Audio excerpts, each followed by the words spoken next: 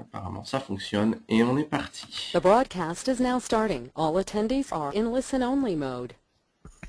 Bonjour tout le monde et bienvenue à notre webinaire sur la réforme de l'aide à la scolarité. Je suis Sylvain Bruni en direct de Boston et nous avons en ligne également notre députée Corinne Narassiguin et une des conseillères à l'Assemblée des Français de l'étranger qui représente la côte est américaine, Christiane Sicon, et qui seront vos intervenants aujourd'hui pour ce webinaire.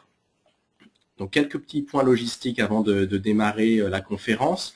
Donc les diapositives que vous allez voir cet après-midi ou cette soirée en fonction de où vous êtes en ce moment seront disponibles sur le site internet de Corinne, donc corinnenarassiguin.com après cette présentation. Vous pouvez poser vos questions en direct et par écrit en utilisant la boîte à questions qui se trouve dans l'interface GoToWebinar à droite de votre écran. Et nous vous ferons des réponses soit en direct, en prenant les questions, ou alors si on n'a pas le temps de faire toutes les questions, on vous donnera des réponses ensuite, après par email, directement, quand on aura donc une réponse. On essaie à chaque fois d'avoir des réponses très précises. Voilà, donc n'hésitez pas à poser vos questions tout au long de ce webinaire. Donc maintenant je vais passer la parole à Corinne qui va vous expliquer donc le nouveau dispositif d'aide à la scolarité. Merci Sylvain, bonsoir, bonjour à tous. Donc on va parler aujourd'hui de cette réforme de l'aide à la scolarité. Vous savez qu'on a entamé cette réforme déjà dès le mois de juillet, dès le début de la mandature. On pourra en parler un petit peu plus à la fin de la globalité de la réforme. Ça a commencé avec la suppression de la prise en charge et conformément à nos engagements, nous avons mis en place un nouveau barème de bourses scolaires dont le but général est de mieux répartir ces bourses entre les familles qui ont besoin d'aide financière pour scolariser leurs enfants dans les lycées privés homologués par l'Éducation nationale française et également de simplifier les dossiers, les papiers que vous avez à fournir, donc la constitution des dossiers et le traitement de ces dossiers. Et donc, c'est un système complètement nouveau. Plutôt que d'essayer de rafistoler l'ancien barème qui avait beaucoup d'effets pervers et était assez complexe, nous avons choisi de partir sur une nouvelle philosophie qui est celui d'un calcul d'un quotient familial réel qui est calculé net des frais de scolarité, c'est-à-dire après le règlement, une fois qu'on a déduit le montant des frais de scolarité des revenus nets. Donc vous pouvez voir la formule. Et donc ce quotient familial, dans la même philosophie que ce qu'on peut faire pour le calcul des impôts sur le revenu, prend en compte le nombre de parts, c'est-à-dire dans ce cas-ci, une part pour un parent dans une famille, par parent dans une famille biparentale, et une part et demie pour un parent dans une famille monoparentale, donc pour prendre en compte la difficulté plus particulière dans laquelle se trouvent les familles monoparentales, et une demi-part pour chaque enfant à charge. Par ailleurs, ce quotient familial réel est pondéré au moyen d'un indice de parité de pouvoir d'achat qui est en fait fonction du coût local de la vie. Alors pour ceux qui connaissent un petit peu, on est parti, en fait, le ministère a choisi de partir des indices de parité qui existent aujourd'hui pour l'indice Mercer, qui est le seul indice mondial officiel qui existe. Ceci dit, il y a des petits réajustements qui sont faits sur la base des retours qu'on a eu des postes consulaires pour que cette parité de pouvoir d'achat corresponde de manière plus réaliste au coût local de la vie.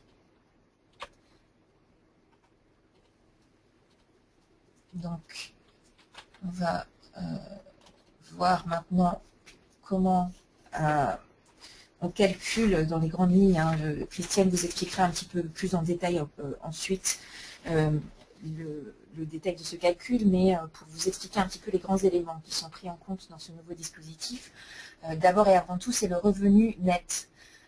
Et ce qu'on entend par revenu net, c'est prendre en compte l'ensemble de vos ressources, que ce soit les revenus des salaires, les pensions alimentaires, les aides que vous pouvez recevoir et même aussi les avantages en nature et des revenus mobiliers donc, que vous pourriez avoir par des placements ou des locations.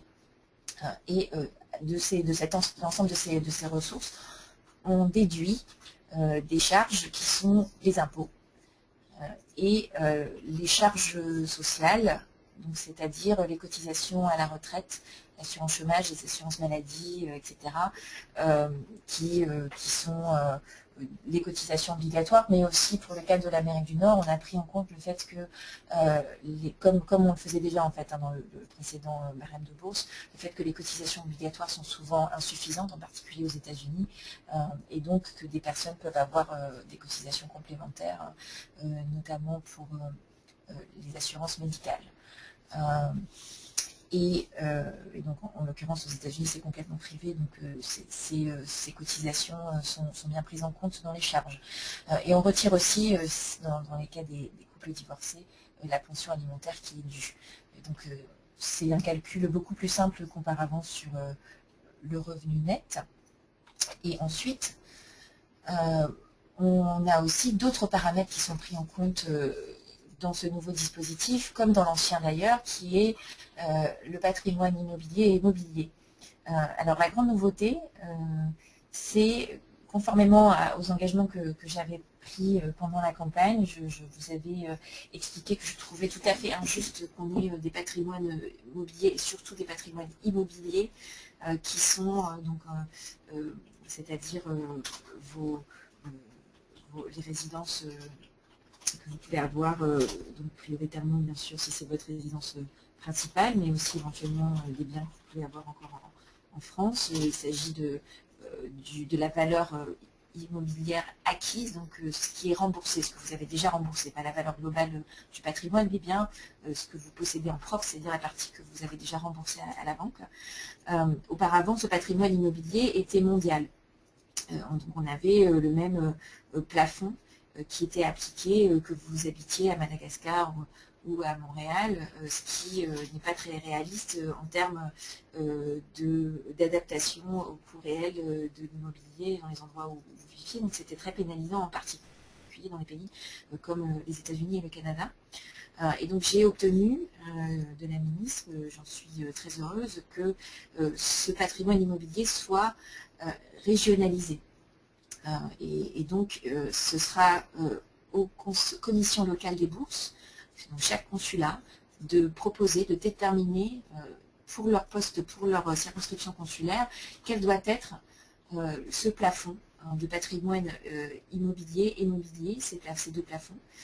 Et donc c'est surtout sur le patrimoine immobilier où je pense qu'on avait vraiment besoin de ce changement.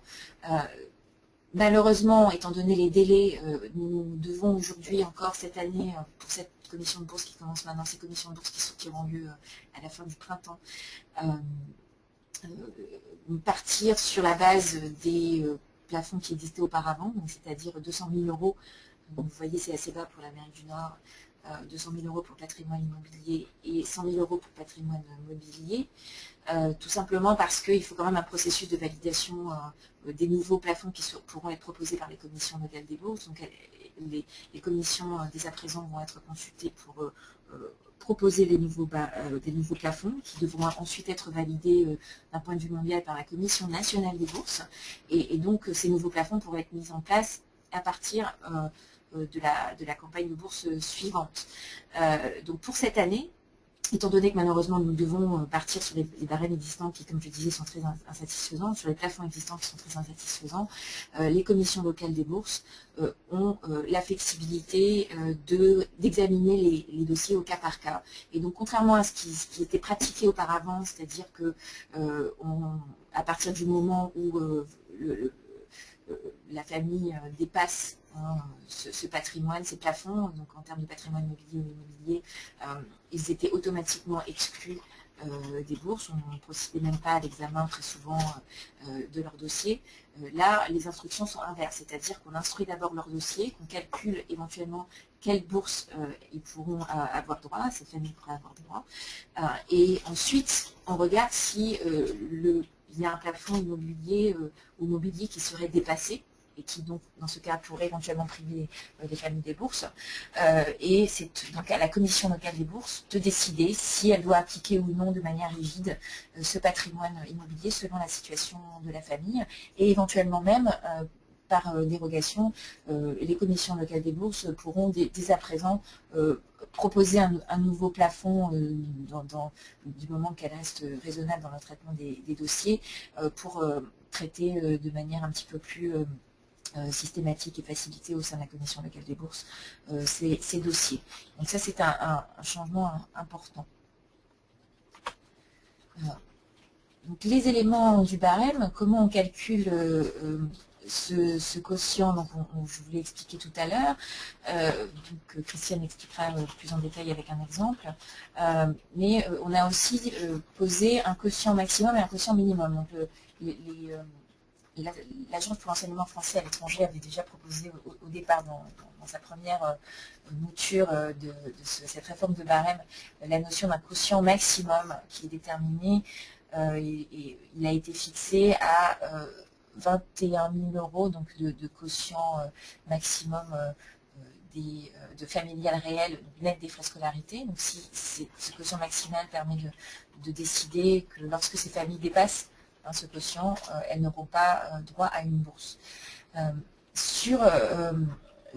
Comme le ministère avait consulté les parlementaires et également les parties prenantes et notamment les associations de parents d'élèves, on a proposé la création, en parallèle du quotient maximum, la création d'un quotient minimum. Donc cette proposition a été acceptée. Donc c'était une proposition qui était soutenue par les conseillers à l'AFE et aussi les parlementaires et aussi par les associations de parents d'élèves et en particulier par la FAPE.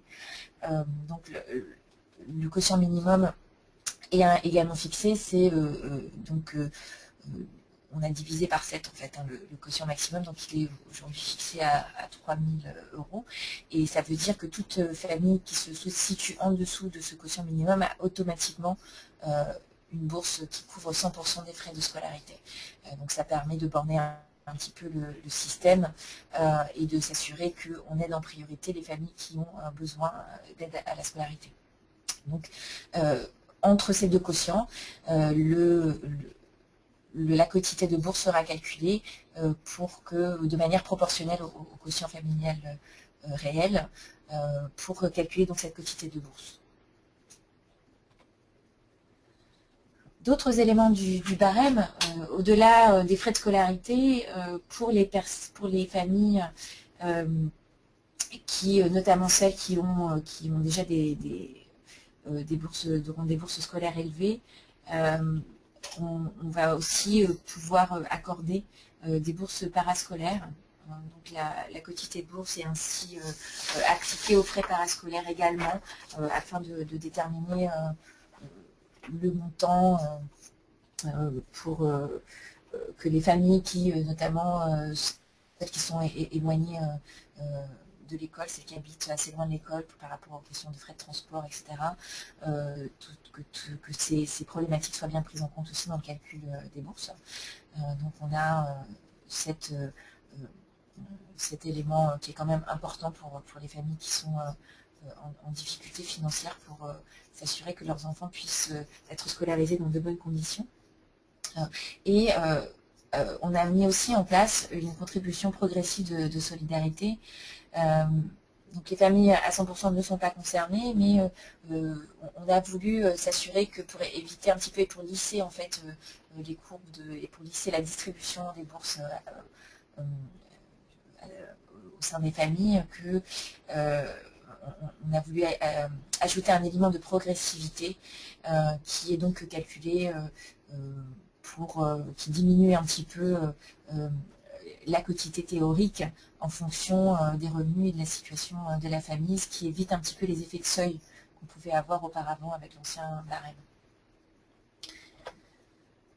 Donc je vais laisser la parole à Christiane pour qu'elle vous explique un petit peu plus de manière plus concrète avec l'exemple en fait qui est fourni, vous pouvez trouver sur le site de l'Agence pour l'enseignement français à l'étranger, l'exemple qui est fourni pour le calcul de cette quotité.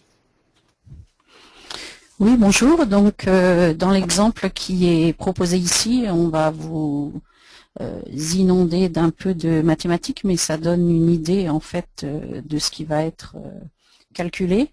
Donc ici, on a un exemple qui est composé d'une famille qui a 50 000 disons dollars, hein, si on est aux États-Unis de revenus, aux États-Unis, au Canada, 50 000 dollars de revenus, c'est-à-dire les ressources brutes de 48 000 dollars plus 2 000 d'avantages en nature. Ensuite, on enlève les charges, par exemple les impôts, l'assurance médicale, diverses charges, disons, obligatoires. On tombe à un revenu net donc de 45 000 dollars dans la dernière colonne. Ensuite, on regarde les frais de solidarité, les frais de scolarité réels, c'est-à-dire 11 000 dollars pour cette école. On obtient donc un revenu de référence qui est 45 000 moins 11 000, donc il nous reste 34 000 de revenus de référence. Et ensuite, on va calculer le quotient familial. Donc si la famille a 2 parents et un enfant, on a une part par adulte et une demi-part pour l'enfant, donc 2,5. On divise donc les 34 000 par 2,5 pour obtenir le quotient familial. Ensuite, ce quotient familial est converti en euros, puisqu'on va comparer à des seuils qui sont en euros et à des revenus qui sont eux-mêmes en euros de Paris. Donc ici, on obtient avec un taux de chancellerie de 0,81 11 016 et on regarde l'indice de pouvoir d'achat, le coût de la vie en gros, 92% dans le pays signifie que, par exemple, pour vivre dans ce pays, il faut 92% des revenus nécessaires pour vivre à Paris. La base 100 est à Paris. Et on obtient donc en divisant le revenu pondéré. Ensuite, on compare avec le quotient maximum, le quotient minimum. Donc si on est au-delà de 21 000 euros, il n'y a pas de bourse. Et si on est à 3 000 ou en dessous, on a 100% de bourse. Et dans l'intervalle, c'est proportionnel en fait au quotient. Donc ici, avec l'exemple qui est donné, on aurait à peu près donc 50% de bourse et une contribution de solidarité de 2%, ce qui ferait 48% sur la bourse de la bourse totale, c'est-à-dire que après, une fois qu'on a les 11 000 dollars de frais de scolarité, on a également les frais parascolaires, par exemple les bus ou le transport en général, ou les livres, ou disons tous les frais parascolaires. On applique également la bourse à ce genre de frais. Donc ça nous donne, en monnaie locale après contribution, une bourse de 6 720 dollars pour cette famille qui avait des revenus de 50 000 dollars au départ et un enfant à scolariser. Alors, ce qui change dans le système, en fait, c'est que mon impression, c'est que c'est beaucoup plus simple, c'est-à-dire que on n'a pas toutes ces charges qui complexifiaient le système, où il fallait regarder les loyers, il fallait regarder les revenus de l'ancien conjoint, il fallait calculer toutes sortes de choses qui finalement étaient assez injustes d'une famille à l'autre.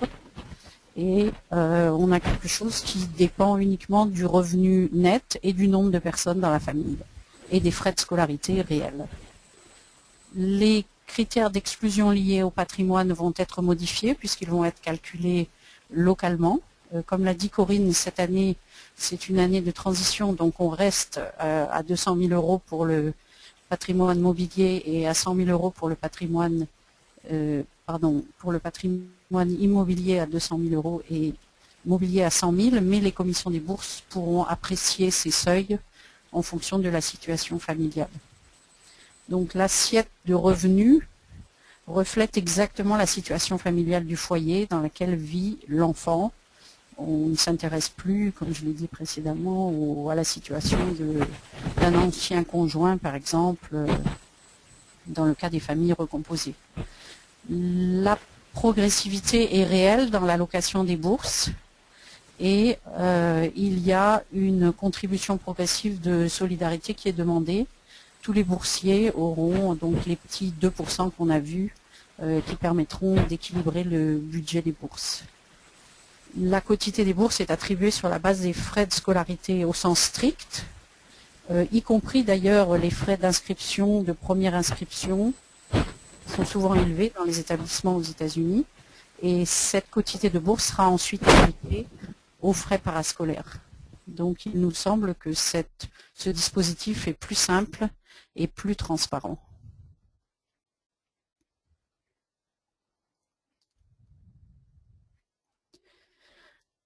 Pour déposer une demande de bourse, les délais vont être les mêmes cette année, c'est-à-dire qu'il faut commencer maintenant à consulter les sites de votre consulat. La demande de bourse donc, se fait sur un formulaire qui est disponible au consulat. Il faut que l'école dans laquelle soit votre enfant soit homologuée ou conventionnée payante. Donc vous avez ici les liens pour trouver la liste des écoles homologuées au Canada et la liste des écoles homologuées aux États-Unis. L'enfant doit être français, il doit être inscrit au registre des Français au consulat et avoir au moins 3 ans, et il doit vivre avec sa famille dans la circonscription consulaire où se situe l'école. Et il faut d'abord l'inscrire à l'école, de façon à ce que l'école puisse vous fournir un certificat de scolarité en même temps que vous déposez votre demande de bourse. Les conseillers à l'Assemblée des Français de l'étranger seront membres des commissions de bourse et ils suivront de près l'attribution des bourses et le respect du barème.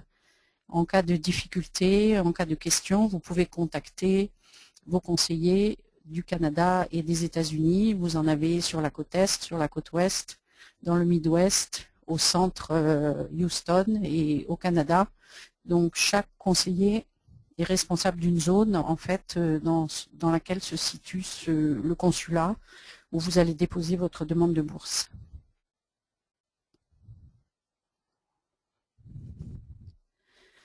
Attention aux dates. La date limite est diffusée sur chaque consulat.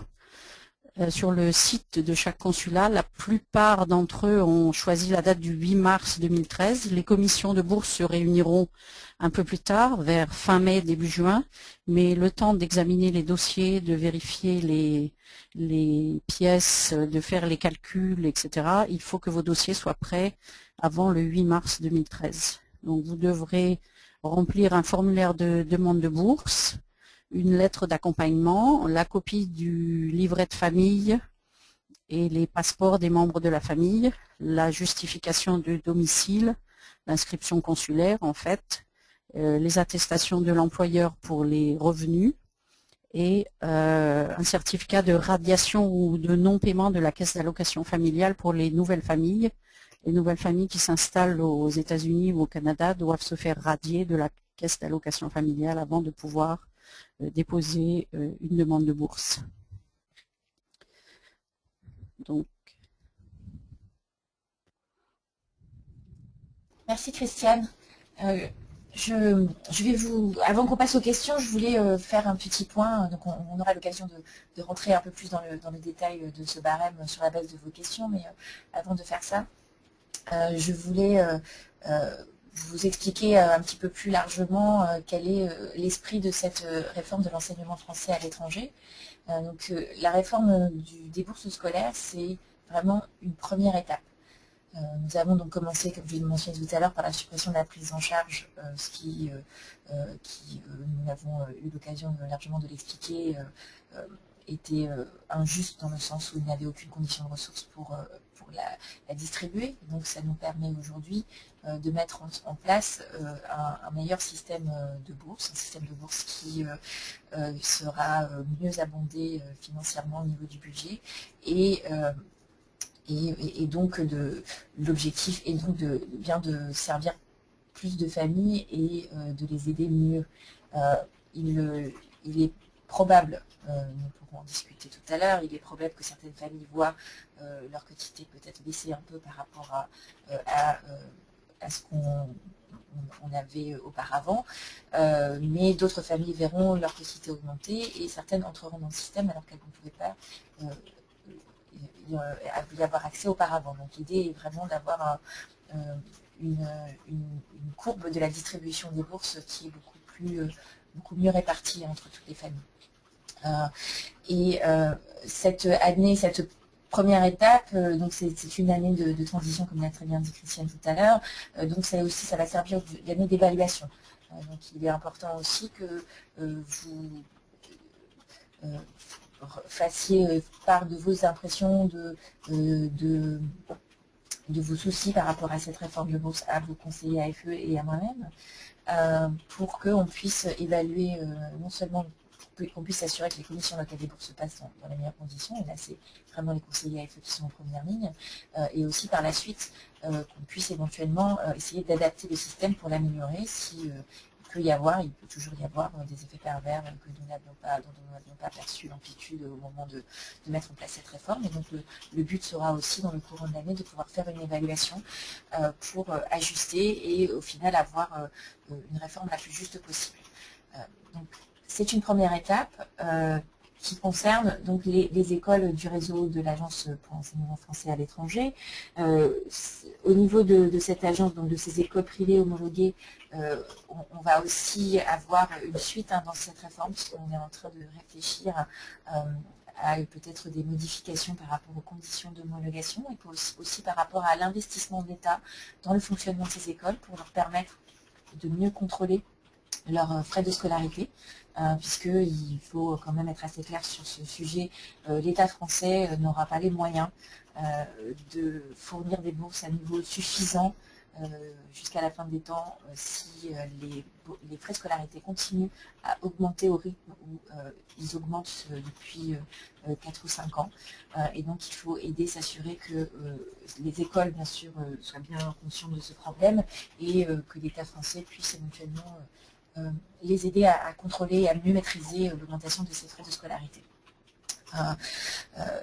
Donc ça c'est pour les écoles, pour ce qui concerne donc les écoles privées homologuées par l'Éducation nationale. Par ailleurs, et j'ai eu l'occasion d'en parler plusieurs fois pendant la campagne, pour moi l'enseignement français à l'étranger, ça ne peut pas se limiter uniquement aux écoles privées, puisque certains parents peuvent faire d'autres choix pour leurs enfants, d'autres n'ont pas ce choix puisqu'ils sont dans des villes où il n'y a pas de lycée français. Et donc, il faut aussi diversifier, s'assurer que l'État français aussi est solidaire et participe pleinement à la diversification des options d'enseignement français à l'étranger. Et c'est pour cela que la suite de la réforme, donc c'est une réforme qui va probablement prendre 2 à 3 années globalement pour que tout soit bien mis en place. C'est une réforme ambitieuse. Nous allons travailler également à la question de l'enseignement bilingue dans les écoles publiques ou locales et les programmes d'immersion en français également dans les écoles locales. Il faut que l'État français soit en soutien de ces initiatives et donc nous devons réfléchir à comment renforcer la participation de l'État français au développement et au maintien de ces programmes. Par ailleurs, il existe aussi les programmes Flammes qui, là aussi, peuvent correspondre à une demande différente des parents. Ça s'adresse, donc c'est français langue maternelle, ça s'adresse aux enfants qui sont scolarisés dans des écoles en anglais, en l'occurrence en Amérique du Nord, et qui veulent avoir accès, quand même les parents veulent pouvoir enseigner le français à leurs enfants et s'assurer aussi qu'ils peuvent se faire des petits camarades francophones avec qui ils peuvent échanger et que donc le français soit aussi pour ces familles une langue de socialisation et pas uniquement la langue des parents.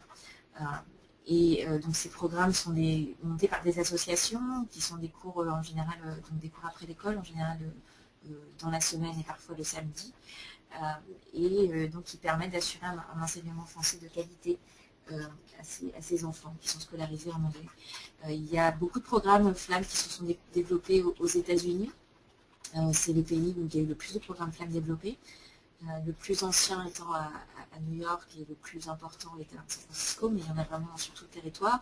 Au Canada, aujourd'hui, ça va faire l'objet de la question de la réforme aussi, ça n'est pas possible puisqu'aujourd'hui le système, les associations peuvent se créer bien sûr, mais le soutien de l'État français est circonscrit aux pays qui ne sont pas francophones, et le Canada étant bilingue, pour l'instant les aides ne sont pas possibles, mais c'est une des choses sur lesquelles je souhaite me pencher également dans le cadre de cette réforme. Donc voilà pour les grands éléments qui vont venir par la suite. Donc on va pouvoir passer aux questions. Je vais simplement vous donner les contacts pour que vous ayez ça sur vos écrans pendant qu'on répond à vos questions. Merci Corinne et merci Christiane. Alors on a énormément de questions, je crois qu'on a au moins 250 questions qui nous ont été envoyées. On va essayer d'aborder celles qui reviennent le plus souvent. Avant, cependant, je voudrais juste dire à tous les New-Yorkais qui nous écoutent, l'exemple qui a été présenté, c'est juste un exemple pour le principe et pour montrer comment les calculs s'effectuent. Que ce soit les indices ou les exemples de salaire, etc., ce n'est bien évidemment pas quelque chose qui correspond spécifiquement à une situation à New York. Donc, s'il vous plaît, inutile d'envoyer plus de questions à ce sujet. Justement, en parlant de tout ce qui est de ces indices de parité, Corinne, où peut-on trouver la liste de ces différents indices et comment peut-on s'assurer qu'ils sont effectivement appropriés par rapport, pertinents par rapport à la situation locale? Alors, on n'a pas encore obtenu la liste complète officielle du ministère. Dès qu'on l'aura obtenue, on vous la communiquera. Les consulats individuellement les ont obtenus. Donc, dans tous les cas, on est aussi en train ils les ont obtenus il y a quelques jours. Donc, on est en train aussi de contacter les consulats un par un pour s'assurer que tout le monde tous les consulats les ont bien reçus et ont reçu les cadrages.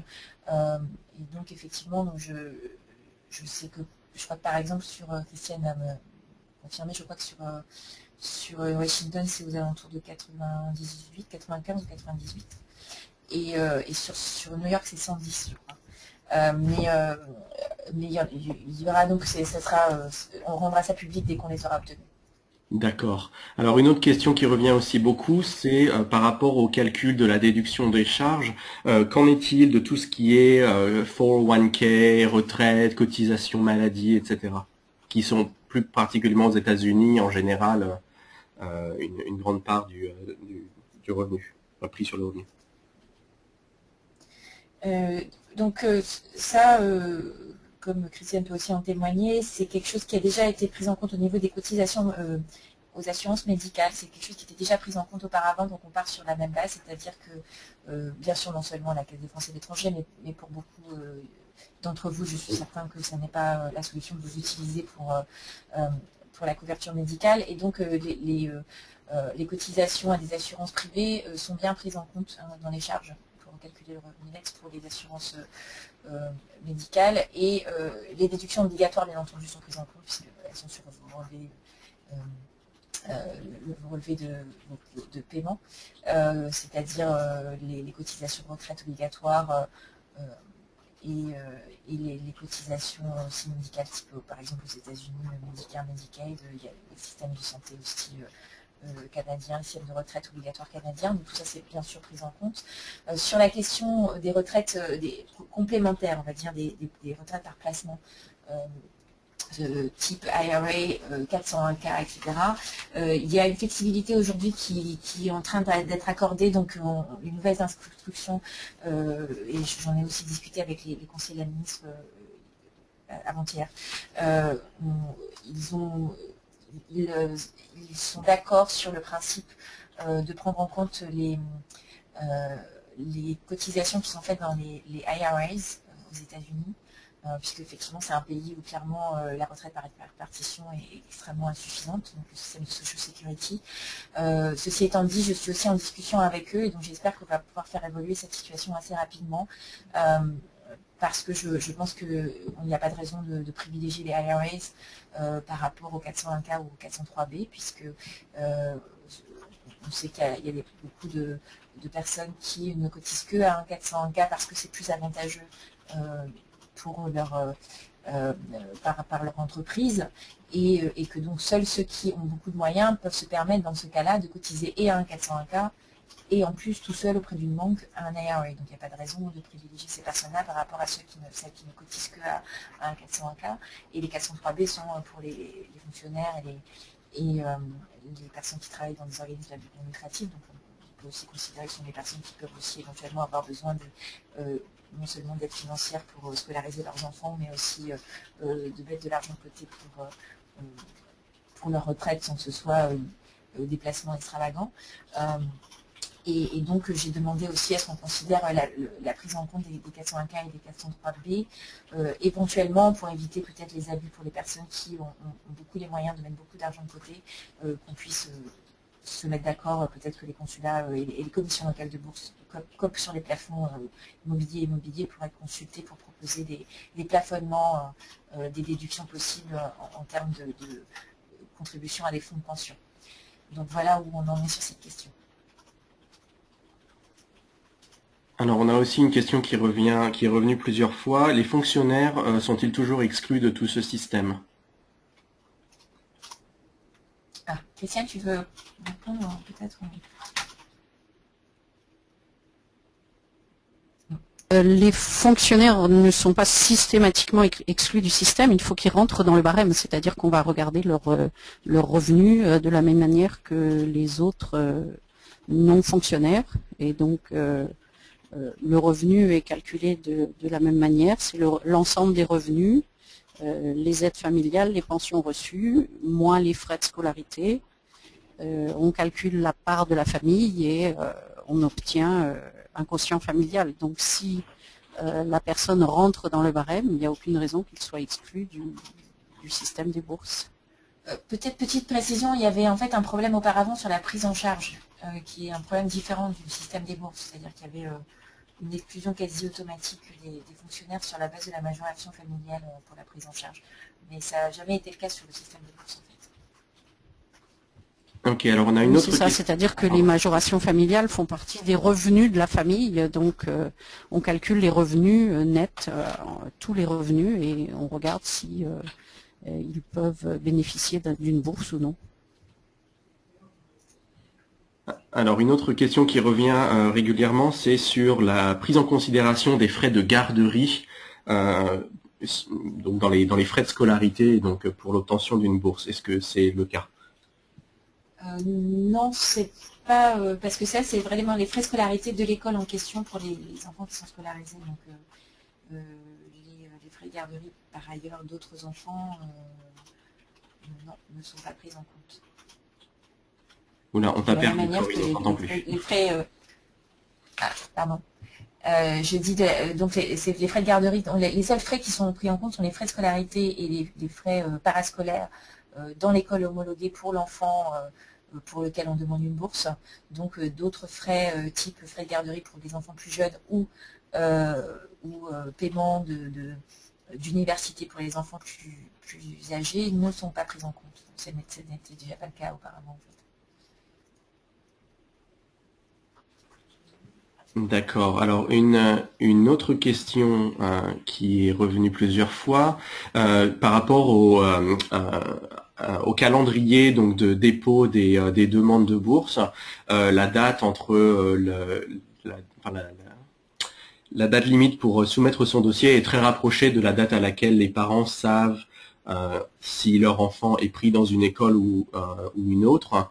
Comment est-ce que ça peut être géré? Est-ce qu'il y a un moyen de faire bouger les dates limites?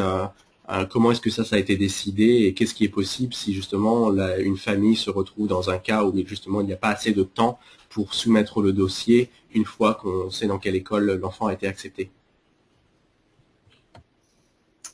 Je ne sais pas si Christiane tu veux répondre à celle-là.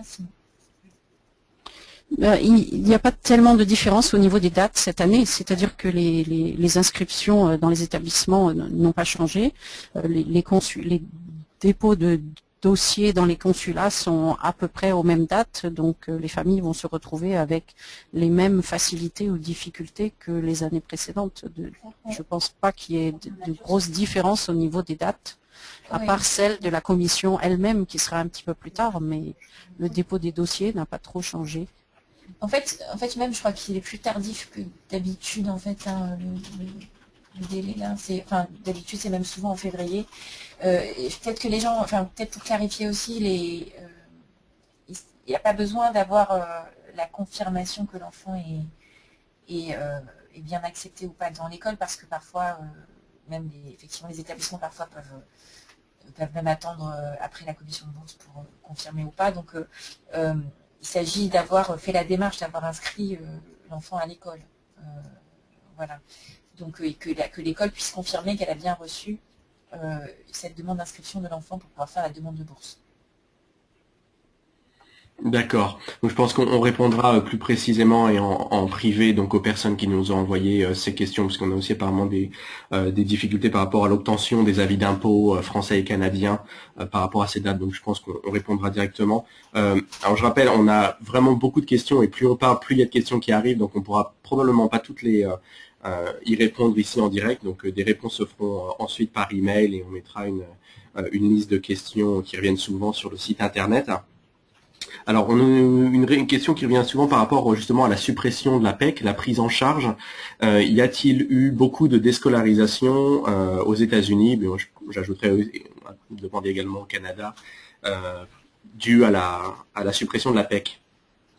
Non, on a fait le tour des consulats et en fait, il y en a eu très peu et c'est assez difficile de faire le tri entre dans les quelques cas qui n'exigeaient pas de chiffres exacts, parce qu'en fait c'est difficile de faire le tri entre les familles, parce que j'en ai aussi rencontré dans ces cas-là, qui ont fait le choix à partir du moment où c'était plus pris en charge, alors que éventuellement on aurait pu rentrer dans le barème des bourses et avoir une bourse partielle, et qui avaient les moyens de payer, qui ont fait le choix de sortir leurs enfants de l'école au-delà de décisions purement financières, c'est-à-dire c'était pas des personnes qui nécessairement n'auraient pas eu les moyens de mettre leurs enfants à l'école, c'était des personnes qui à partir du moment où c'était plus gratuit préfèrent d'autres solutions.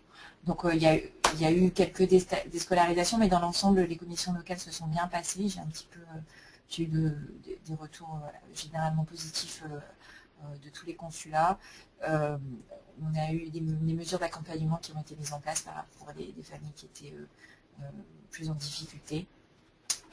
Et c'est sûr que la suppression a été un peu une surprise pour beaucoup de gens dans la mesure, enfin pas sur le fond, puisque tout le monde savait qu'on l'avait annoncé depuis longtemps, on l'avait annoncé pendant la campagne, mais la plupart des familles s'attendaient à ce qu'on le fasse plutôt à partir de maintenant, c'est-à-dire à partir de la prochaine rentrée scolaire et pas à partir de la précédente, celle de septembre 2012.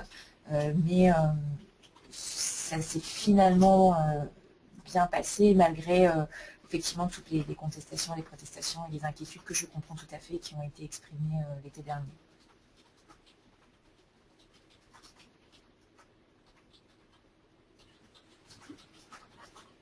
Alors, je vais essayer de trouver une autre question, mais honnêtement, on a tellement de choses qui arrivent en même temps, c'est difficile de s'y retrouver.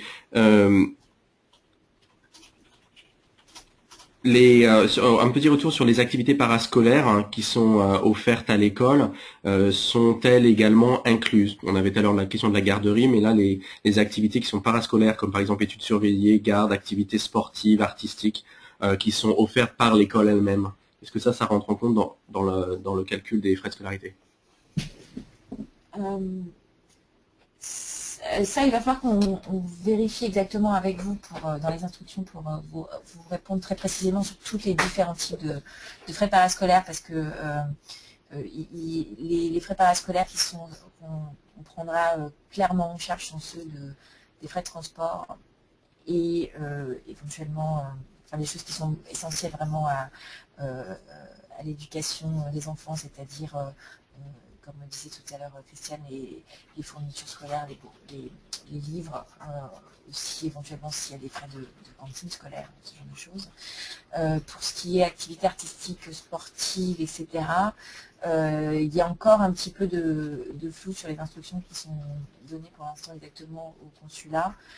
Ça va peut-être il va peut-être y avoir un peu de flexibilité pour juger de l'opportunité d'inclure ou pas ces frais parascolaires-là, de ce type-là, selon éventuellement aussi la situation des familles et donc le niveau de quantité de bourse auquel elles peuvent avoir droit.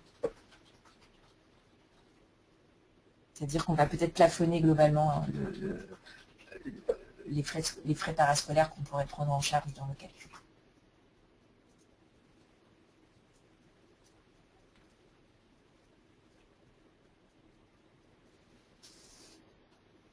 Mais pour le moment, ce qui est très clair, c'est les frais de transport, de manuels scolaires, l'inscription aux examens, l'assurance scolaire si elle est nécessaire, mais il n'y a rien de prévu de supplémentaire dans les instructions qui soit suffisamment clair pour qu'on dise oui maintenant.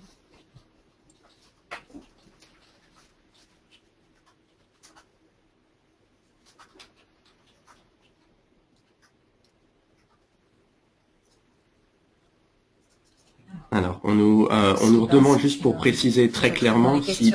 Oui, je suis en train de regarder la liste là, parce que les questions sont aussi très très longues, donc des fois c'est difficile de tout lire. Est-ce que donc le 401K est-il pris en compte ou non dans le calcul? Donc oui, comme je le disais, pour l'instant, c'est pas dans les instructions. Donc pour l'instant, dans les instructions, il n'y a que l'IRA qui a été donné au consulat des États-Unis. Et donc j'ai signalé, je suis en discussion avec le ministère sur ce point particulier parce que, comme j'expliquais tout à l'heure, je trouve que c'est pas, il n'y a pas de justification à choisir particulièrement le IRA et pas le 401K ou le 403B. Et donc j'ai bien expliqué comment tout ça fonctionne aux États-Unis parce que parfois il y a un petit peu de difficulté à comprendre au niveau de Paris comment ça fonctionne aux États-Unis. Et j'essaie d'obtenir des réponses le plus rapidement possible, mais ils m'ont déjà dit en fait, justement comme c'est une année de transition, que ce qu'ils vont faire, c'est qu'ils vont peut-être aussi laisser la possibilité au minimum, qu'ils laisseront la possibilité aux commissions locales des bourses de juger sur pièce et d'argumenter leur décision éventuellement de prendre en compte ces cotisations dans le calcul. Donc il y a beaucoup plus de liberté, de flexibilité qui est donnée aujourd'hui aux commissions locales des bourses que ce qu'on a pu voir auparavant, même si bien sûr il y aura des contraintes globales budgétaires, c'est-à-dire que les commissions ne pourront pas augmenter systématiquement toutes les bourses parce que on a les budgets les budgets tels qu'ils sont votés et qui ont été financés dans la dernière loi de finances, et donc on ne peut pas distribuer l'argent qu'on n'a pas. Donc bien entendu il y aura des limites à ça, mais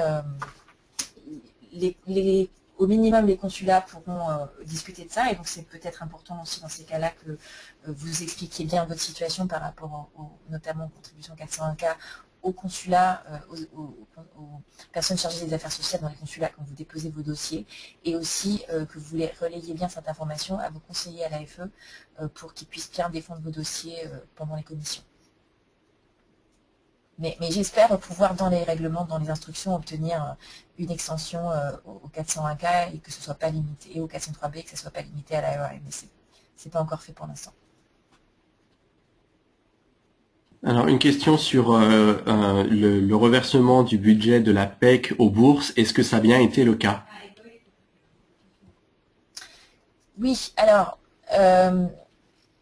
pour rentrer un petit peu dans les détails, on avait un budget de prise en charge qui restait, donc au moment où on a supprimé la prise en charge en juillet, il restait sur les 30 millions globaux pour l'année 2012, puisqu'on a aussi, bien sûr avec le rythme aussi de l'hémisphère sud, où les années scolaires commencent en début d'année, etc., on avait une partie, et puis enfin, comme les distributions de budget se font sur les années calendaires, qui sont donc souvent en décalage pour l'hémisphère nord avec les années scolaires. Il y avait une partie de cette bourse, de ce budget de prise en charge qui avait déjà été distribué dans la prise en charge sur les premiers mois de l'année, donc sur l'année scolaire 2011-2012, et donc il restait à peu près 12,5 millions à distribuer.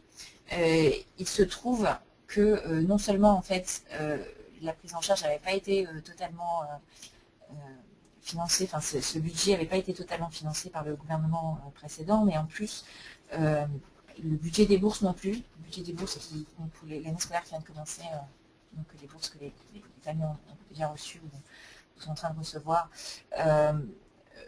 pour l'année scolaire 2012-2013, en fait avait été aussi sous-financé, c'est-à-dire le budget des bourses attribuées était insuffisant en fait. Et donc sur les 12,5 millions, tout a déjà été utilisé. Il y a eu à peu près 2,5 millions qui sont partis dans des mesures d'accompagnement de transition de la prise en charge en bourse pour les familles qui donc n'avaient plus droit à la prise en charge.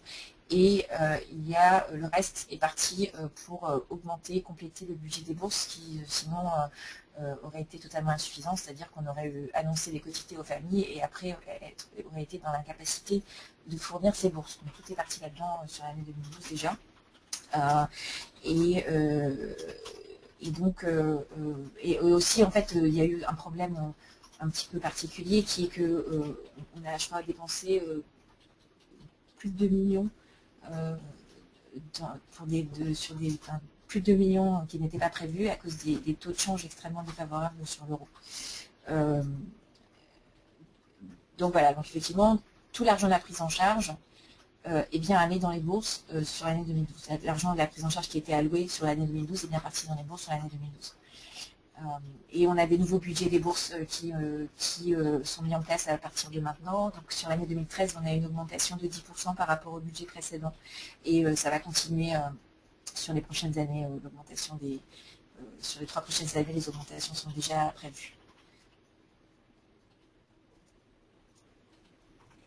Alors, une question sur la façon dont les dossiers sont défendus. Comment une personne peut-elle savoir ou entrer en contact avec quelqu'un qui défendrait son dossier de bourse dans les commissions locales ou à la commission nationale? Alors, vous voyez, si vous êtes dans la circonscription de Washington, donc c'est dans la côte est des États-Unis, donc des consulats de Boston à Miami, vous pouvez contacter Christiane, vous avez son adresse email ici. Il y a aussi d'autres conseillers, ils sont 5 au total sur la côte est. Et puis il y a les conseillers dans chacune de vos circonscriptions. Donc il y en a bien sûr partout aux États-Unis et au Canada. Toutes ces informations sont disponibles, les contacts sont disponibles sur les sites de chaque consulat et également sur le site de l'Assemblée des Français de l'étranger. Donc assemblée-afe.fr. Vous avez tous les contacts, vous pourrez contacter vos conseillers AFE pour leur expliquer les détails de votre dossier, puisque ce sont eux qui non seulement assistent aux commissions de bourse, mais aussi ont le droit de vote sur les décisions qui sont prises quand il y a des discussions et qu'il n'y a pas de consensus immédiat. Il y a aussi 2 associations d'utilité publique qui sont présentes à ces commissions et qui ont également le droit de vote. C'est d'une part Français du Monde ADFE et d'autre part l'Union des Français à l'étranger.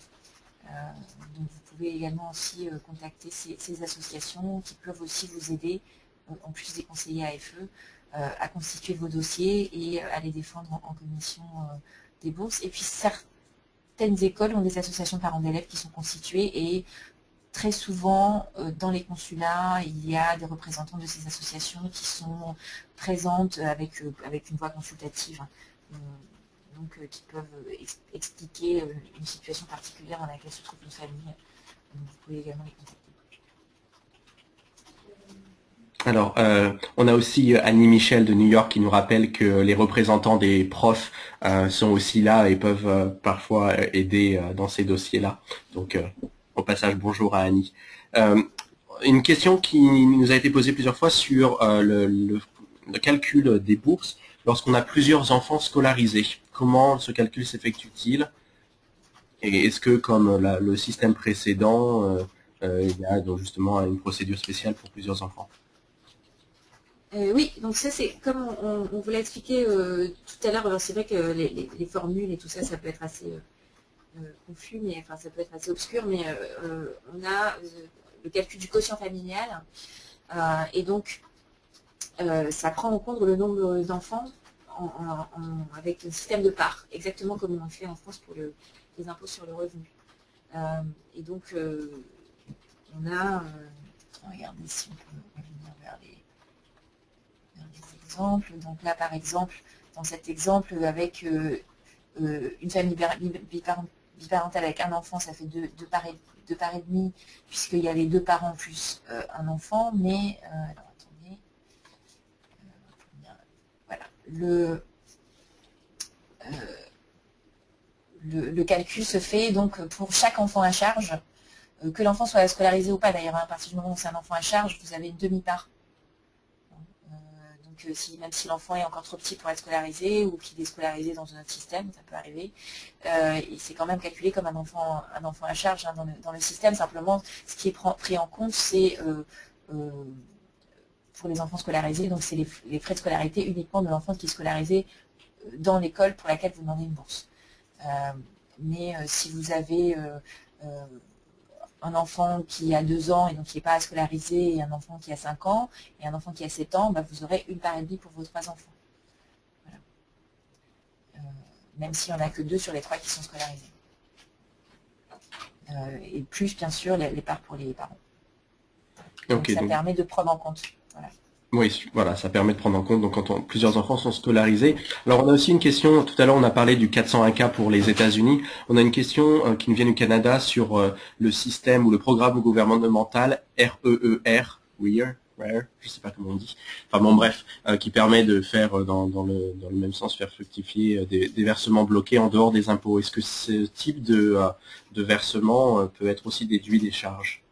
Oui, en fait, ce que j'ai proposé pour l'instant, c'est pour ça, c'est pas clair, parce que comme il y avait de manière très récurrente depuis très longtemps, et notamment des conseillers AFE des États-Unis, beaucoup de demandes par rapport à ces cotisations, c'est plus les États-Unis qui ont été directement pris en compte, enfin, on voit IRA dans les instructions pour l'instant, qui sont données, mais dans ma discussion avec le ministère, j'ai voulu aussi parler pas uniquement des États-Unis, mais aussi du Canada et de tout autre pays où la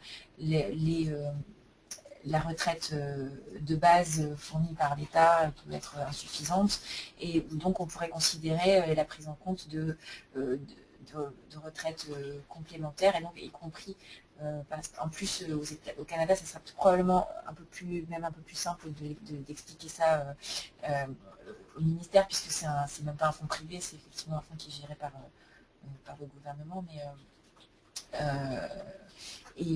Donc là, les cotisations obligatoires qui sont automatiquement déduites de vos bulletins de paie seront forcément prises en compte. Les contributions volontaires, comme je disais, c'est encore une discussion. Moi, ce que j'aimerais, c'est qu'on puisse tout prendre en compte, on ne fasse pas de discrimination entre les types de fonds et certainement pas entre les pays, et que éventuellement on considère un plafond maximal de déduction pour ne pas avantager les familles qui ont beaucoup les moyens d'épargner par rapport aux autres. D'accord. Alors une autre question, on va revenir sur quand on a le cas où plusieurs enfants sont scolarisés, mais où un des enfants est scolarisé en université et les parents payent les frais de scolarité à l'université. Comment le calcul de bourse pour l'autre enfant, donc qui serait dans le système scolaire avant la terminale, comment ce calcul change dans ce cas-là? Est-ce que les frais de scolarité universitaire sont comptés comme une charge? Non. Non, c'est les frais de scolarité, les seuls frais de scolarité qui sont pris en compte sont ceux de l'établissement donc homologué par l'Éducation nationale où est inscrit l'enfant et pour lequel il va recevoir une bourse éventuellement. Donc on ne prend pas en compte les frais universitaires, ça n'a jamais été le cas en fait, et donc c'est toujours pas le cas aujourd'hui. Ça serait assez compliqué en fait à mettre en place. Je comprends bien pourquoi il y a cette demande, hein. J'y suis sensible, mais c'est quand même très difficile à mettre en place parce que là il y a vraiment un différentiel trop important selon les universités, non seulement selon les pays, mais même au sein d'un même pays, selon les universités. Parce qu'on a des frais de scolarité, des frais d'université qui peuvent aller du raisonnable à l'exorbitant, et donc c'est quand même assez difficile pour l'État français de subventionner ça, quoi. Voilà. On n'a pas les moyens, les caisses sont un peu vides en ce moment, donc c'est même pas quelque chose que je pourrais mettre sur la table de discussion aujourd'hui. Éventuellement, à l'avenir, on pourra y revenir pour trouver un système qui permette qu'on puisse considérer cette variable-là dans l'examen au cas par cas des dossiers.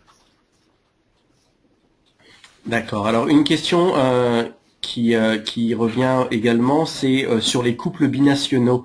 Est-ce que donc quand l'un des parents est français et l'autre américain par exemple, ou un français et un canadien, est-ce que c'est le revenu global des deux parents qui est compté dans le calcul ou d'un seul parent, du parent français? Je ne sais pas si pour changer un peu, c'est pas si Christiane veut prendre la main. Oui, c'est le revenu de la famille à partir du moment où il s'agit d'un couple marié avec des enfants, ou du moins marié ou non d'ailleurs, du moment qu'ils ont la charge conjointe des enfants, c'est les revenus de la famille qui sont considérés et qui permettent le calcul du quotient familial. La chose qui change, c'est que auparavant on regardait dans le cas des familles recomposées, on allait chercher l'ancien conjoint et c'était souvent compliqué pour les femmes, surtout qui se retrouvaient sans contact avec un ancien conjoint. On les embêtait entre guillemets pour aller chercher les revenus et à ce qu'ils pouvaient contribuer, etc. Tout ça c'est abandonné. On regarde le revenu réel de la famille telle qu'elle est sur le sol américain. D'accord. Alors une question nous a été posée. Si dans des cas particuliers, justement, la bourse n'est toujours pas suffisante et ne permet toujours pas à la famille de scolariser un ou plusieurs enfants, quelles sont les différentes autres options qui existent pour une éducation en français aux États-Unis ou au Canada? Est-ce qu'on peut faire un petit point là-dessus? Et est-ce qu'il y a des systèmes d'aide ou de bourse qui s'appliquent également à ces autres dispositifs, comme par exemple les flammes, etc. Alors, il n'y a pas de système de bourse, mais il y a effectivement d'autres options. C'est-à-dire que ce n'est pas des bourses qui sont accordées aux familles, mais il y a d'autres choses qui sont soutenues par l'État français. Il y a effectivement dans pas mal de villes, et généralement vous pouvez trouver la liste sur les sites des consulats dans leur section éducation. Vous pouvez souvent trouver la liste de tous les établissements qui dispensent de l'enseignement en français, que ce soit en bilingue ou en immersion, donc y compris celles qui sont des écoles américaines ou canadiennes et qui sont pas dans le réseau des écoles privées homologuées par l'éducation nationale. Donc il y a donc au Canada c'est quand même un peu plus simple parce qu'il y a quand même pas mal d'écoles qui sont bilingues. Au Québec forcément encore plus des écoles en français. Aux États-Unis, il y a depuis plusieurs années une augmentation très forte du nombre d'écoles publiques américaines qui offrent des cursus bilingues. Il y en a plusieurs à New York qui ont beaucoup de succès. Ils sont même en train d'ouvrir des classes de collège maintenant. Donc, ils grandissent avec les élèves et ça marche très bien. Mais il y en a ailleurs depuis très très très longtemps. Il y en a à Miami. En fait, à Miami, il n'y a quasiment pas d'école privée. En fait, c'est essentiellement du système public américain et qui est même pour certaines écoles avec double cursus américain et français, homologué français, avec les enfants qui passent et les SATs et le bac à la fin du cursus. Mais c'est assez rare, mais ça existe à Miami. Mais on en voit d'autres ailleurs. Récemment, j'étais dans une toute nouvelle école qui vient d'ouvrir à Minneapolis. Il y en a bien sûr dans la région de la Nouvelle-Orléans, il y en a à Portland aussi par exemple. Donc on voit ça dans divers endroits des États-Unis, donc des écoles souvent sont des charter schools en fait, donc qui sont gratuites. Et donc là, l'État français aide, et c'est là où il va falloir, dans le cadre de cette réforme aussi, renforcer l'aide de l'État français à ces programmes par la fourniture de contenu pédagogique en français et aussi, de manière encore plus importante, c'est la question des échanges de professeurs et donc le détachement d'enseignants. Et sinon, sur les flammes, donc là, je ne sais pas si Christophe Magnier, qui est en ligne, a un micro pour nous parler. Il peut peut-être donner plus de détails puisqu'il est très impliqué dans les flammes pour nous donner éventuellement la liste. Mais il y a, je crois, une grosse quinzaine de villes aujourd'hui qui ont des flammes aux États-Unis. Donc notamment, donc je disais tout à l'heure New York, San Francisco, mais aussi Boston, Sacramento, Philadelphie, Austin, Houston, Seattle. Donc il y en a de plus en plus à travers les États-Unis.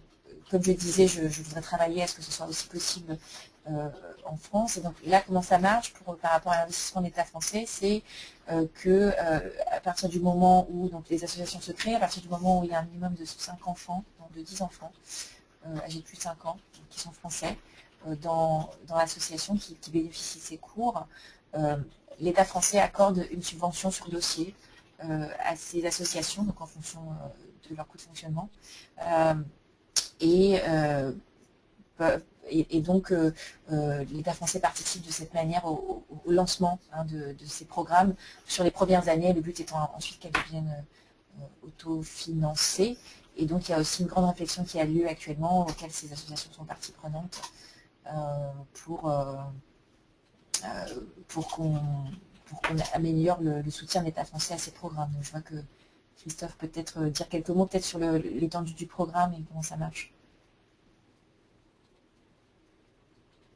Je ne sais pas si ton micro marche, Christophe. Ouais, j'ai l'impression que le micro de Christophe ne fonctionne pas. Bon, ben, de toute façon, on pourra peut-être mettre quelque chose sur le site web et on peut encourager les gens, si vous voulez en savoir plus sur le programme Flamme ou si vous voulez monter un programme Flamme dans votre région, de nous contacter avec Corinne et on donnera suite. Alors, on a une question qui est revenue, je crois, plusieurs fois sur qui est peut-être un peu plus pas philosophique, mais à savoir quelle est la logique derrière le fait que l'État français aide des expatriés. Donc, on nous demande pourquoi est-ce que l'État français dépense autant d'argent à aider des Français qui ne sont pas en France et qui ont choisi d'aller à l'étranger et qui devraient payer eux-mêmes leur vie à l'étranger. C'est dans l'intérêt de l'État français. C'est vrai que c'est une question valide à partir du moment où, par exemple, on considère que si l'école est gratuite en France, d'accès gratuit en France, c'est parce qu'elle est financée par le contribuable. Mais c'est la philosophie de la France, c'est de dire qu'il faut soutenir aussi la mobilité, permettre la mobilité des Français à l'étranger, tout en leur permettant de maintenir leurs enfants dans un système d'enseignement français, de leur permettre de maintenir cette langue, de transmettre cette langue à leurs enfants, de transmettre la culture française, de faciliter ainsi éventuellement un retour en France, et aussi décident de rester à l'étranger, de permettre aussi de créer un attachement plus fort et plus direct aussi à la culture française et à la France pour ces enfants qui grandissent à l'étranger. Je pense que c'est l'idée et que c'est dans l'intérêt de la France aussi d'avoir des Français à l'étranger qui restent attachés à transmettre leur langue et leur culture à leurs enfants et qui et c'est aussi, par exemple, à l'origine, le réseau des écoles privées avait été créé quand même beaucoup pour les expatriés, qui étaient des gens qui sont souvent très mobiles, qui font fait circuler de pays en pays tous les 3 ans, et aussi des diplomates ailleurs. Et donc, il était important, et puis qui peuvent ensuite être mutés de nouveau en retour en France. Donc, il est important qu'on puisse permettre à ces familles de maintenir aussi une vie familiale et une continuité dans l'enseignement l'enseignement pour leurs enfants, l'éducation de leurs enfants, quel que soit le pays où ils vivent. Donc c'était un peu l'idée de départ, mais aujourd'hui, même si le profil des Français de l'étranger a beaucoup évolué, c'est absolument une priorité, je crois, pour toutes les familles, et on doit y répondre, toutes les familles qui sont françaises qui sont à l'étranger, de pouvoir maintenir ce lien fort avec la France par l'enseignement, par l'éducation en français, pour leurs enfants, pour que leurs enfants se sentent aussi français même s'ils grandissent à l'étranger. Donc ça, je pense que c'est louable et que l'État français doit y répondre. Et puis, il y a bien sûr aussi une question de diplomatie douce, comme on dit, c'est-à-dire de diffusion de la francophonie et de la francophilie à travers le monde, aussi par ces réseaux, non seulement les réseaux culturels, mais aussi les réseaux d'enseignement. C'est très important. Dans la majorité dans toutes ces écoles, la majorité des enfants sont en fait des enfants qui ne sont pas français. Bien entendu, dans ces cas-là, ils n'ont pas le droit de bourse de l'État français, mais c'est aussi important que l'État soit investi dans le fonctionnement de ces écoles et aussi, comme je disais, dans le développement de programmes en français dans des écoles publiques de pays étrangers. parce que c'est dans l'intérêt de la France aussi d'avoir des étrangers qui parlent français, qui s'intéressent à la France, qui en grandissant vont vouloir peut-être faire grandir ces liens qui sont avec la France et qui deviendront peut-être des futurs partenaires de la France dans toutes sortes de domaines, économiques, scientifiques, culturels. Et donc ça a cette double fonction.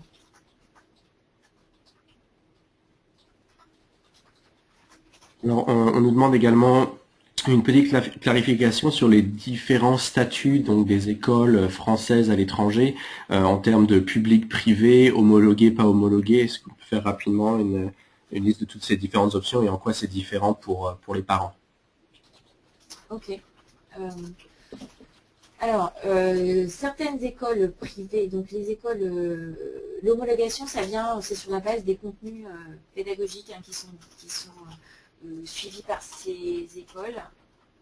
Donc l'éducation nationale donne, donc l'éducation nationale française peut donner une homologation après des inspections, etc. Un dossier qui est soumis par l'école à l'éducation nationale. Décider d'homologuer des écoles, c'est-à-dire de reconnaître qu'elles enseignent selon le curriculum français, ou en tout cas en suivant un curriculum qui est très très proche du curriculum français et qui permet aux enfants de passer les épreuves des examens français, le brevet des collèges et le baccalauréat, bien entendu, notablement. Donc ça, ce sont pour les écoles homologuées. Après, il y a des écoles privées qui peuvent enseigner en français, ou qui peuvent enseigner plusieurs langues aussi d'ailleurs, qui ne sont pas nécessairement homologuées. Et dans ce cas, il n'y a pas d'aide de l'État français. Donc, enfin, il n'y a pas de bourse scolaire. Les bourses scolaires sont réservées pour les écoles qui ont été homologuées par l'éducation nationale parce que l'État français estime que c'est, disons, la contrepartie du fait que ces écoles s'engagent, alors qu'elles n'ont pas nécessairement à le faire à l'étranger, s'engagent à s'appuyer largement sur le programme de l'éducation nationale pour leur enseignement. Et donc en contrepartie, l'État français fournit des bourses scolaires et aussi des enseignants en détachement ou en statut d'État privé résident. Et donc c'est la particularité du système d'homologation. Donc il y a beaucoup d'écoles dans ce réseau. Par ailleurs, il y a d'autres écoles qui ne sont pas nécessairement homologuées par la France. Il y a notamment pas mal d'écoles qui peuvent faire l'enseignement en français, qui suivent le système du IB, du International Baccalaureate, ou encore le bac de Genève, on appelle ça aussi parfois. Donc ça, elles sont pas nécessairement, certaines sont homologuées, mais pas toutes. En fait, la plupart d'entre elles ne sont pas. Donc il y a différents niveaux dans ces écoles-là. Certaines écoles ont un niveau de français correct selon les classes et d'autres non. D'autres font très peu de français, voire pas du tout. Donc là c'est un système qui est privé, généralement oui privé, et qui n'est pas financé par la France. Et puis il y a les écoles publiques, donc les écoles publiques locales qui sont gratuites. Et donc dans ces écoles, il n'y a forcément pas de bourse puisque c'est gratuit. Par contre, dans certaines, quand un partenariat a pu s'établir avec la France, souvent par l'intermédiaire, en général par l'intermédiaire des consulats et des services culturels de l'ambassade, il y a un soutien de la France en termes d'enseignants, essentiellement pour l'instant, et donc on est en train de réfléchir à ce que la France peut faire d'autre pour renforcer son soutien à ces écoles. Il y a un label qui a été créé, c'est le label France Éducation, pour reconnaître l'excellence de l'enseignement en français de ces écoles. Il y en a plusieurs aux États-Unis qui en ont obtenu. Et donc on est en train aussi de réfléchir à comment aussi on peut améliorer ce programme pour que éventuellement même certaines écoles, comme celle que je citais tout à l'heure à Miami, puissent même envisager à terme d'aller vers une homologation par l'éducation nationale, qui serait des écoles publiques. Donc encore une fois, dans ce cas-là, ne donnerait pas droit à des bourses, mais homologué par l'éducation nationale, donc qui éventuellement à terme permettrait aux enfants de passer le bac. Et donc l'État français, dans ce cas-là, pourrait fournir aussi des enseignants, des formations pour les enseignants et des contenus pédagogiques. Donc voilà pour ces points de différence. D'accord, alors je propose qu'on prenne une ou deux questions supplémentaires vu l'heure, sachant qu'on a toujours beaucoup de questions qui arrivent, donc on y répondra de façon individuelle plus tard. Alors on a une question par rapport à la situation à Toronto. Alors je ne sais pas Corinne si tu es familière avec la situation, mais apparemment à Toronto, la Toronto French School, qui est une école homologuée, pratique des frais de scolarité qui sont quasiment le double du lycée français de Toronto. Il semble que la commission locale de bourse ne reconnaît qu'un maximum de bourses équivalent ou par un calcul fait par rapport à l'école qui est la moins chère, donc le lycée français. Pourquoi est-ce que la Toronto French School, qui est donc beaucoup plus chère, est homologuée alors qu'il n'y a pas d'aide de l'État qui est disponible pour cette école? La Toronto French School, en fait, il y a très peu de dossiers qui sont soumis. Je ne me souviens plus à quel niveau ça s'arrête, mais je crois que toutes les classes ne sont pas homologuées, en fait. C'est pour ça que cette personne a peut-être un enfant dans un niveau de classe qui n'est pas homologué, c'est pour ça qu'il n'y a pas le droit à des bourses. Il y a une partie des classes qui sont homologuées, mais pas toutes, parce qu'au bout d'un moment, ils se détournent en fait du contenu français et ils sont plus orientés vers un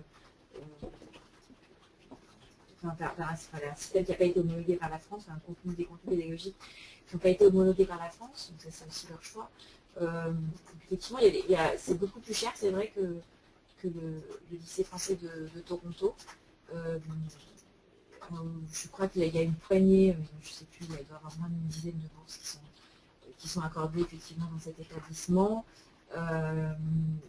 Il y a des discussions en cours en fait sur cette question de la réforme de l'AFE, des bourses scolaires aussi pour la suite, sur un plafonnement des frais de scolarité qui pourrait être pris en compte dans le calcul des bourses pour justement ces écoles qui sont beaucoup plus chères que les autres écoles de la région.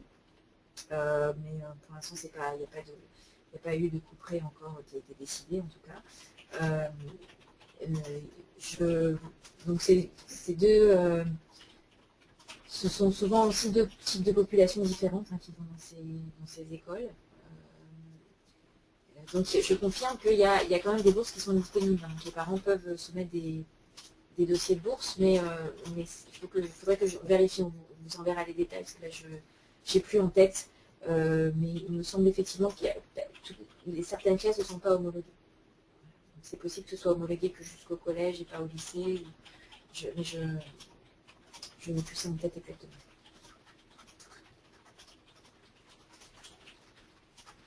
D'accord, alors je trouve une dernière question. Comment l'État français vérifie justement que toutes les écoles dont les élèves reçoivent des bourses via le système de bourses respectent le programme officiel donc du ministère de l'Éducation nationale en France? Donc, comment s'assurer en fait que l'enfant reçoit bien l'éducation française? Alors, c'est vrai que ça, c'est une problématique à laquelle on est en train de s'attaquer maintenant, ce nouveau barème à peu près est finalisé, même s'il y a encore, comme je vous disais, quelques conditions d'application qui sont encore en train d'être précisées. Donc l'étape suivante, c'est effectivement de s'assurer que ce système d'homologation, donc les écoles doivent renouveler leur homologation chaque année normalement. Simplement aujourd'hui, c'est vrai que ça peut poser des problèmes dans l'application actuelle du système, c'est-à-dire les écoles, généralement une fois qu'elles ont été homologuées, donc il y a des inspections périodiques qui ont lieu en fait dans ces écoles pour valider leur homologation. Mais ce n'est pas tous les ans parce que malheureusement l'État français n'a pas les moyens d'envoyer des inspecteurs dans toutes les écoles tous les ans. Mais il y a des inspections régulières. Ceci dit, il y a, c'est vrai, peut-être beaucoup trop une tendance aujourd'hui à renouveler, sans trop se poser de questions, des homologations existantes, sans nécessairement demander à chaque fois des informations plus importantes aux établissements sur éventuellement des variations qu'ils ont pu effectuer dans le contenu pédagogique de leurs écoles. Et donc ça, c'est effectivement une question qui est sur la table, parce qu'il peut y avoir des établissements, même si c'est rare, établissements qui ont été homologués il y a plusieurs années et où en fait la qualité de l'enseignement français s'est beaucoup dégradée au fil du temps. Donc il faut qu'on remédie à ce problème. Il y a aussi la question par rapport à l'homologation, on a aussi mis sur la table d'autres questions par rapport à un plus grand respect des grands principes de l'éducation nationale en France par rapport à l'accessibilité pour les élèves, l'accès, les politiques d'admission, et donc notamment l'inclusion des enfants qui peuvent avoir des handicaps particuliers ou des difficultés d'apprentissage particulières, donc l'accompagnement de ces enfants et le fait qu'ils puissent être admis ou pas, la façon dont les contrats pour les enseignants sont gérés, parce que certaines écoles ont un petit peu trop tendance à maintenir, et ça c'est en contravention avec leur contrat d'homologation, maintenir certains enseignants dans des contrats précaires, ce qui normalement n'est pas autorisé. Donc il y a peut-être des contrôles qui n'ont pas été effectués dans le passé, et donc on est en train d'étudier tout ça pour s'assurer que l'homologation ait vraiment un sens et soit vraiment une garantie de qualité pour tous les parents.